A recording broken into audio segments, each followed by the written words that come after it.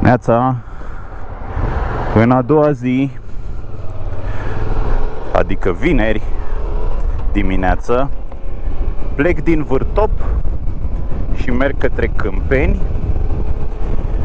O să opresc la peștera Poarta lui Ionele, care este acum în 20 de minute și vreo 20 de kilometri, grosomodo așa. Abia se deschide până ajung și după aia Baia de Arieș, pe urmă către Râmetea și Aiud, după care o iau înapoi spre Cluj, Turda și apoi o să iau spre Gherla, Miercurea Ciuc și apoi Sfântul Gheorghe și Brașov. Să vedem cât o să apuc să fac din toată treaba asta astăzi. Se anunță ploi după amiază, deci o să vedem cum o să fie și cu filmatul și cu opritul de 100.000 de ori, să schimb baterii, să mă îmbrac, să mă dezbrac, să mă îmbrac, să mă dezbrac, să mă îmbrac, să mă dezbrac. Așa e cu filmatul pe motocicletă. De stat peste noapte am stat la Hotel Arieș, cum ziceam, în Vârtop.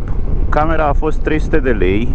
Mâncarea n-a fost extraordinară, era un alt loc, un alt restaurant bun aici, dar m-am prins mai târziu.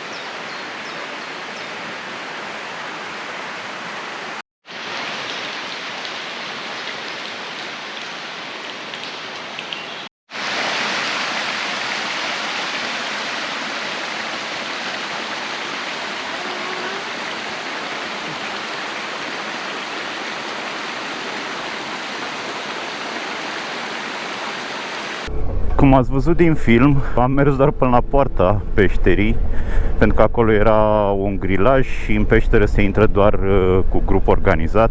Să știți, în caz că vreți să vizitați, nu merge așa pe fugă, trebuie să vă faceți timp special, să așteptați să vă adunați. Când iese un grup, intră alt grup și asta nu știu cât durează. Eu am ajuns imediat după ce a intrat primul grup, n-am stat să aștept, că prefer mai mult să acopăr kilometri și să mă bucur de drumuri decât să văd peștera, cu atât mai mult cu cât o să mai ajung pe aici, nu e ca și cum e prima și ultima dată în viața asta. Așa încât acum îi dau mai departe către Râmetea și partea aia, n-am văzut-o iarăși niciodată, și o să ajung către Aiud și cheile Turzii. O să filmez pe drum, vă arăt și vouă, așa că să-i dăm drumul.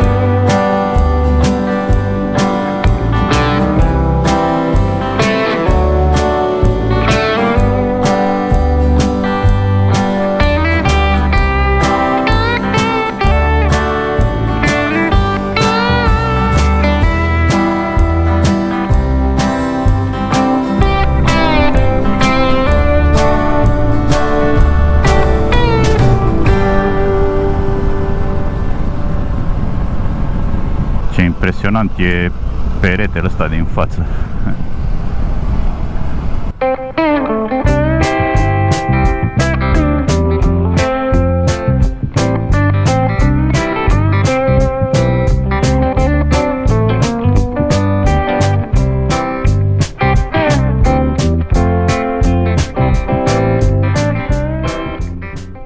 Am făcut dreapta pe drumul județean 107M. Mai sunt 7 km până la Râmetea. Sunt curios și cum o să fie drumul și apoi o să ies către Aiud.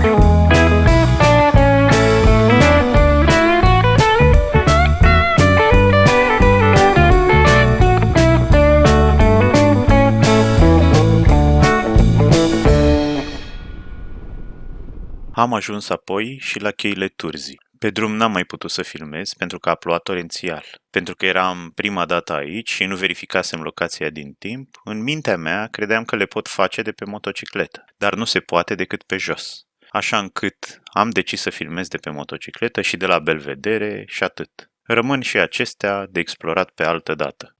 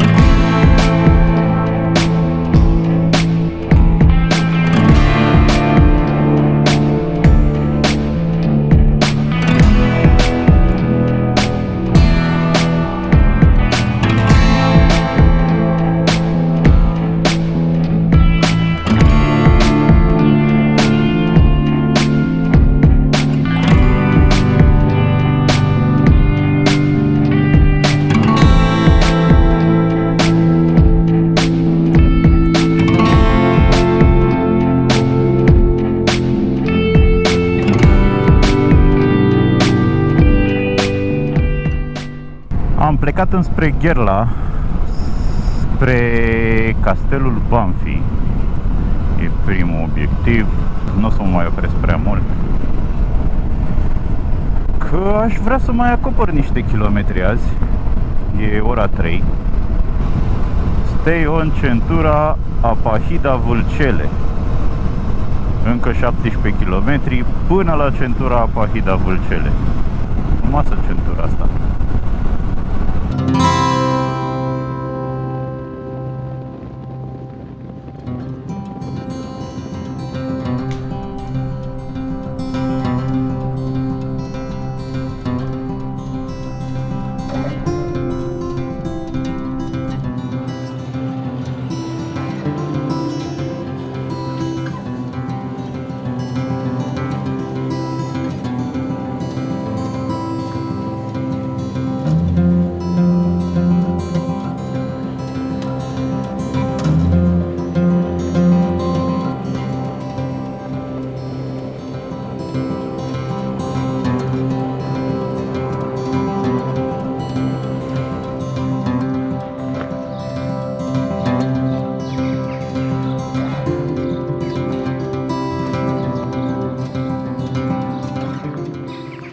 Castelul Banfi din Bonțida se află la 30 de kilometri de Cluj-Napoca.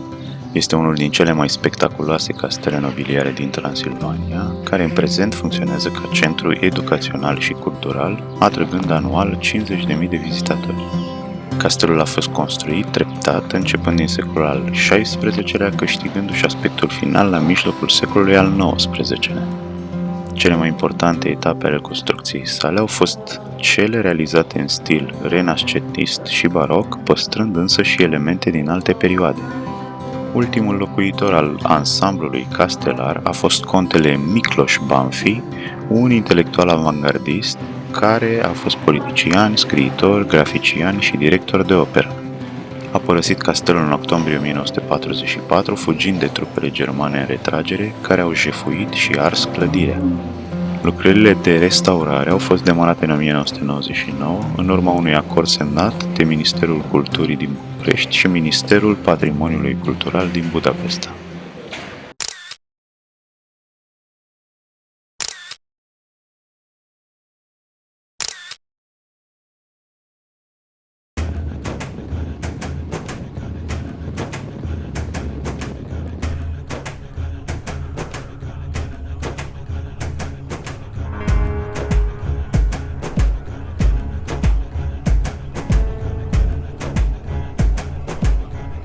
Pe drumul către Reghin și Toplița.